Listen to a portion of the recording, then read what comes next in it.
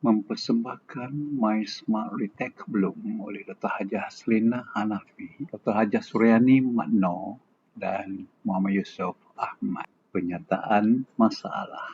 Pertama, kesukaran pelajar menguasai peringkat mengetahui dan memahami dalam taksonomi Bloom. Kedua, kesukaran pelajar menguasai peringkat lebih tinggi dalam taksonomi Bloom kiranya peringkat yang lebih rendah tidak diperolehi. Objektif kajian. Pertama, mengenal pasti masalah utama pelajar dalam menguasai aras pertama dan kedua dalam taksonomi Bloom. Kedua, mengenal pasti aspek rakan pembelajaran dalam pedagogi pembelajaran bermakna yang boleh mengatasi masalah pembelajaran lambat. Ketiga, mengenal pasti kelebihan My Smart Retake Bloom dengan aplikasi rakan pembelajaran dan pedagogi pembelajaran bermakna. Dua kaedah penyelesaian masalah melalui My Smart Retake Bloom. Pertama, melalui rakan pembelajaran, aspirasi murid, perhubungan dan maklum balas. Yang kedua, pedagogi pembelajaran bermakna melalui aplikasi teknologi, resource digital dan kolaborasi.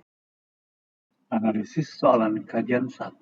Sejauh manakah masalah murid dalam menguasai aras pertama dan kedua dalam taksonomi Bloom? Berdasarkan tembubuan yang dilaksanakan, beberapa masalah telah dikenal pasti. Guru A, murid yang lambat pembelajaran sukar untuk mendapatkan semula atau memanggil semua pengetahuan yang mereka perolehi kerana mereka sukar untuk memahami apa yang diajar kepada mereka. Guru B, murid yang lambat pembelajaran ini sukar untuk memberikan perhatian dengan pengajaran guru dalam kelas. Guru C, murid yang lambat pembelajaran ini lebih selesa mendapatkan hasil pembelajaran daripada rakan sebaya dan bahan yang baru mereka jumpa. Dapatan objektif kajian. Berdasarkan maklumat yang diperolehi ini, bolehlah dikatakan bahawa murid yang lambat pembelajaran sukar mencapai aras pertama dan kedua kerana mereka sukar memahami apa yang diajar, sukar untuk memberikan perhatian, lebih berminat belajar dengan rakan sebaya dan berminat menggunakan bahan yang baru.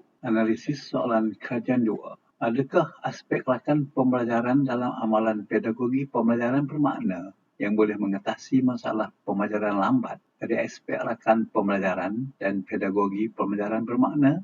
Berdasarkan maklumat yang diperolehi daripada soalan 1, penyelidik telah membina senarai soalan yang perlu diisi oleh guru tentang keperluan rakan pembelajaran dan pedagogi pembelajaran bermakna. Dapatan, semua guru yang dipilih bersetuju dengan penyataan bahawa PDPC murid yang lambat pembelajaran perlu menggunakan rakan pembelajaran yang mengaplikasikan aspirasi murid, perhubungan dan maklum balas. Dapatan seterusnya, semua guru yang dipilih bersetuju dengan penyataan bahawa PDPC murid yang lambat pembelajaran perlu mengaplikasikan pedagogi pembelajaran bermakna yang mengambil kira aplikasi teknologi, resource digital dan kolaborasi. Analisis soalan kajian 3. Apakah kelebihan My Smart Retake Bloom dengan aplikasi rakan pembelajaran dan pedagogi pembelajaran bermakna? Dapatan daripada objektif kajian di atas, penyelidik bersetuju untuk menyediakan rancangan pengajaran RPH menggunakan format 3-part lesson dengan memilih hasil pembelajaran peringkat aplikasi. Dapatan,